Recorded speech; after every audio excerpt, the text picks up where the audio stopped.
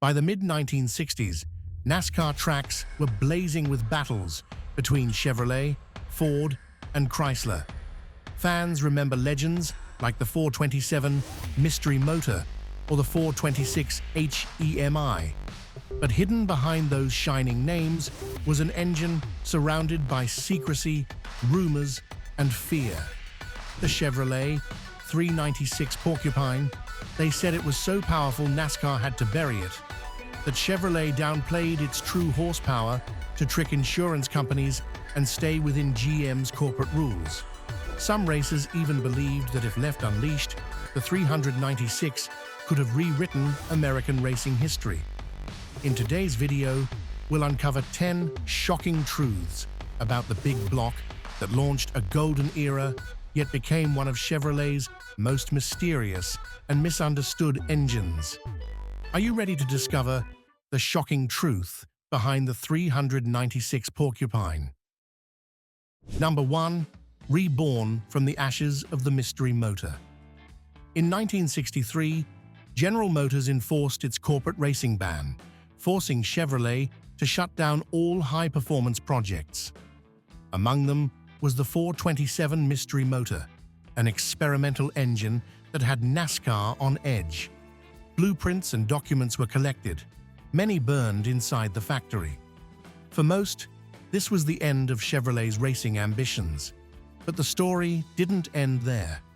One blueprint was quietly preserved, escaping GM's bonfire of erasure. Just 2 years later, out of those ashes, the Chevrolet 396 was born. It came with a new identity, yet its spirit was rooted in the mystery motor. To me, this feels like a silent rebellion, proof that passion for speed could not be erased by corporate decree. It was a comeback, a defiance, a reminder that bold ideas always find a way to rise again, even when an entire corporation tried to bury them. Number 2. The name Porcupine Head. When the first Chevrolet 396 appeared, many wondered why this engine carried such a strange nickname, Porcupine. The answer was hiding under the valve covers. Instead of lining up the valves in a straight row, Chevrolet engineers arranged them at unique angles. Once the covers were removed, the rocker arms and valves pointed in different directions, resembling the spines of a porcupine. This wasn't just a cosmetic quirk. The angled layout allowed for larger valves and straighter intake and exhaust paths, letting the air-fuel mixture flow more efficiently through the combustion chamber. The result was power that easily outpaced contemporary small blocks. To me, that image is pure attitude, even before the engine fired up. Just looking at it gave off a rebellious, untamed character. The nickname Porcupine Head was both humorous and accurate. It wasn't an official Chevrolet term, but one born in garages and racetracks, passed around by mechanics and gearheads until it became inseparable from the legend of the 396. Number 3. The 396 was GM's corporate loophole. In the 1960s, General Motors had a strict corporate rule. Mid-size cars like the Chevelle could not be equipped with engines larger than 400 cubic inches. This policy was meant to prevent overly aggressive performance cars that might raise safety concerns, increase insurance costs, and invite government scrutiny. But Chevrolet couldn't just sit back while Ford and Chrysler were dropping massive V8s into their mid-size offerings. The 396 became Chevrolet's loophole key. At 396 cubic inches displacement, it sat just under the 400 cubic inches displacement cap, yet produced formidable power. This allowed Chevrolet to put a big block under the hood of the Chevelle SS, turning it into one of the first factory-legal muscle cars with over 350 horsepower. This decision didn't just make the Chevelle a worthy rival to the GTO, it set a precedent for GM's entire performance lineup. Future models like the Camaro SS, El Camino SS, and Monte Carlo SS all benefited from the door the 396 had opened. In many ways, the 396 was more than just an engine. It was Chevrolet's strategic ace card, the clever way they bent their own corporate rules to stay in the horsepower race. Number 4. 3 rare and powerful variants. The most powerful was the L78, featuring an 11.0 to 1 compression ratio, solid lifter camshaft, Holley 4-barrel carburetor, and 4-bolt main caps, producing a rated 425 horsepower at 6,400 RPM. In practice, many dyno tests showed output closer to 450 horsepower, making the L78 a favorite on drag strips nationwide. It was also visually distinctive, often fitted with chrome valve covers and a chrome air cleaner lid, details that collectors prize today.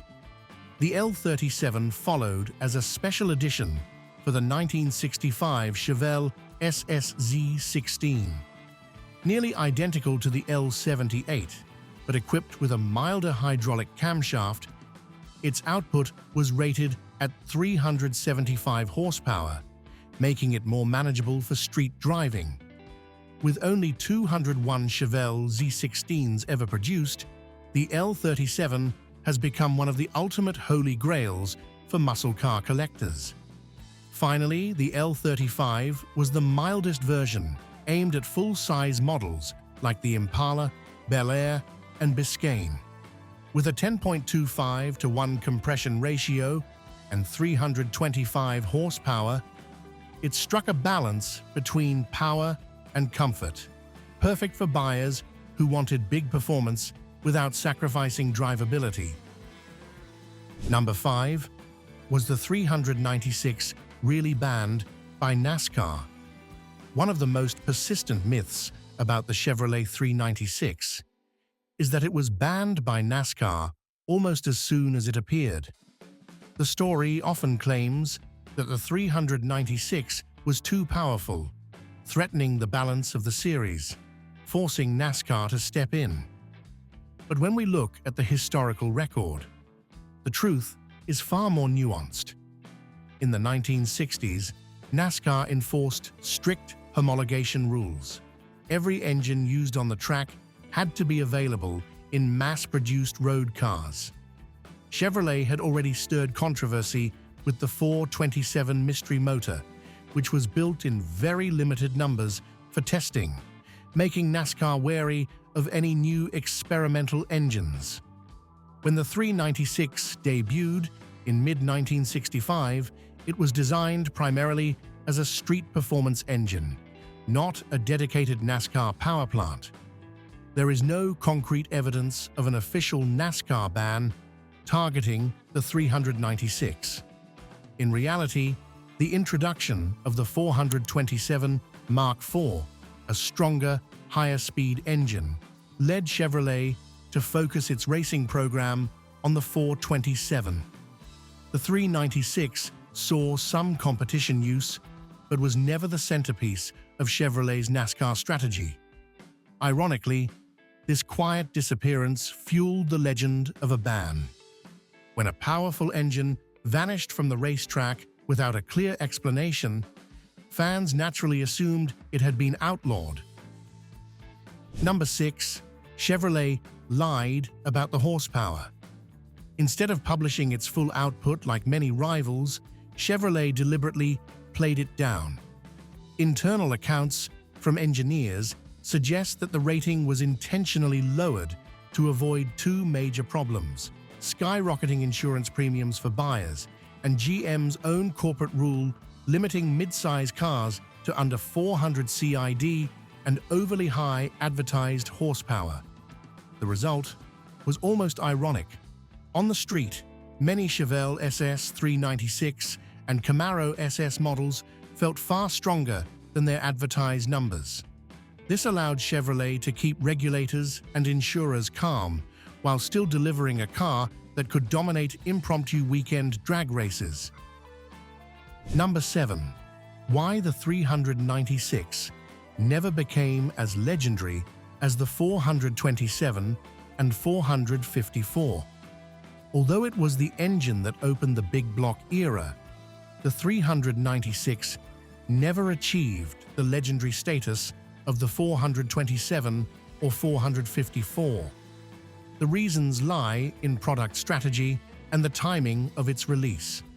Soon after the 396 debuted, Chevrolet introduced the larger, more powerful 427 Mark IV, perfect for NASCAR's high-speed demands.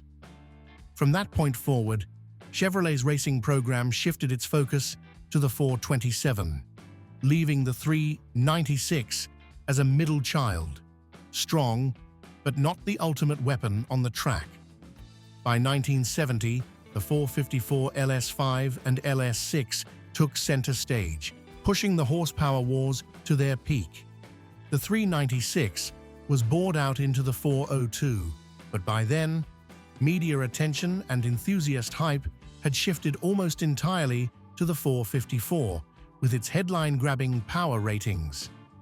Adding to this, the 396 arrived just as GM enforced its corporate racing ban, depriving it of the kind of NASCAR victories that made engines like the 427 and 426 Hemi legendary.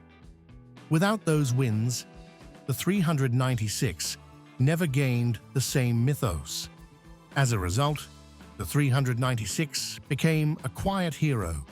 It opened the door, proved the concept, but ceded the spotlight to its bigger siblings. Number 8. The forgotten NASCAR victories. Between 1965 and 1967, many independent teams campaigned cars powered by the 396 and scored victories. Junior Johnson claimed 13 wins in 1965. David Pearson racked up 15 wins and the championship in 1966, and Ned Jarrett scored 13 wins, each benefiting from Chevrolet's new big block power. Yet history usually gives the credit to the 427, as it became the official focus of Chevrolet's racing effort and starred in the most memorable seasons. The 396, while present, was often treated as the stepping stone that allowed the 427 to shine later. As a result, the 396's role in NASCAR gradually faded from memory.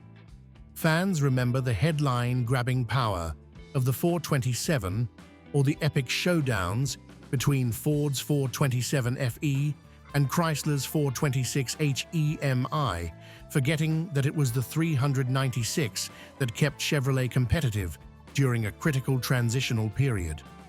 The truth is that without the 396, Chevrolet might have lost ground during the 1965 to 1966 seasons, years that were crucial in setting the stage for its later dominance. Number 9. Turbojet was just clever marketing.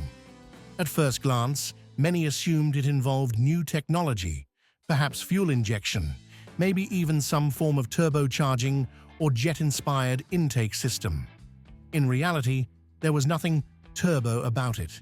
It was a naturally aspirated V8 with a Holley 4-barrel carburetor. Chevrolet's goal was clear. The name Turbojet evoked speed, modernity, and cutting-edge performance, making cars like the Chevelle SS, Corvette, and Impala more appealing. At a time when Ford was marketing the Thunderbird Special and Chrysler had Magnum and Super Commando, Chevrolet needed a name that would grab attention the moment buyers opened the hood. What's shocking is just how effective this simple marketing move was. Buyers believed they were getting advanced technology, when the real magic was in finely tuned, old-school mechanical engineering. Number 10. The 396 opened the era of the big block. Before 1965, Chevrolet's strength came mostly from small blocks. like the 283 and 327. These engines were compact and efficient, but increasingly limited as the horsepower race with Ford and Chrysler intensified. In January 1965, Chevrolet officially introduced the 396 cubic inch engine, marking its first true step into big block territory. The 396 wasn't just bigger, it was engineered to handle greater loads, with wider bore spacing and a taller deck height that allowed for larger displacements down the line. Its debut became the starting point for Chevrolet's legendary big block lineup, including the 402, 427, 454, and eventually the 8.1-liter Vortec. This moment was the milestone that ushered Chevrolet into a new era, where the big block name itself became a symbol of American muscle power. With the arrival of the 396, Chevrolet didn't just catch up to its rivals. It set a new benchmark. It transformed the big block into a legacy that would span decades, far beyond a single engine, becoming an enduring legend in performance history. The Chevrolet 396 Porcupine wasn't just an engine. It opened the door to the big block era, bridging the 1963 mystery motor with the legendary 427 and 454 that followed. Though often overshadowed, the 396 holds a unique place in history, the unsung hero of Chevrolet's muscle car story. What stands out most is how the 396 balanced brute force with subtlety. It was fierce enough to dominate drag strips, yet civil enough to power reliable street cars. Perhaps that mix is exactly what makes it increasingly appreciated by classic car fans today. What do you think? Does the 396 deserve more recognition? Share your thoughts and any 396 stories you have. And don't forget to like, subscribe, and stay tuned for more shocking truths from the golden age of American performance.